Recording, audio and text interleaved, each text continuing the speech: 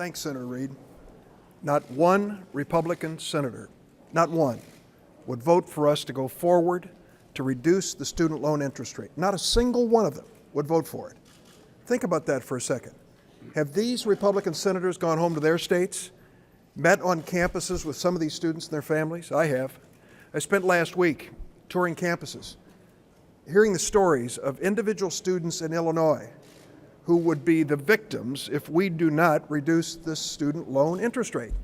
365,000 students in Illinois face an increase in this interest rate from 3.4 to 6.8. How significant is that? If you borrow $20,000 over the course of your college education, paying 6.8% as opposed to 3.4%, you've just added $4,000 to the cost of your loan. That's significant. It's significant for the children of a lot of working families all across our state. Now let's get down to the bottom line here. If we are going to offset this responsibly, the Republicans say the best way to do it, the Republican position, is to reduce money for childhood immunizations. So in order to have healthy babies, we're going to have to walk away from them to help our children in college.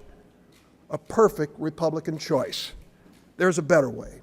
There's a loophole in the tax code put in there just a few years ago that allows accountants and lawyers to escape paying what they owe in income tax. We want to close the loophole.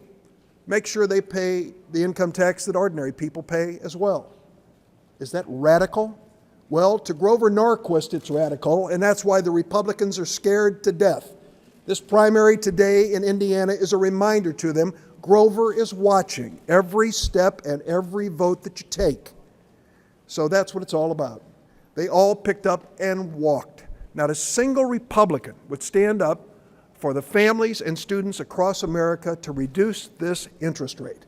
Well, they want to filibuster it, a Republican filibuster to stop lowering the student loan interest rate.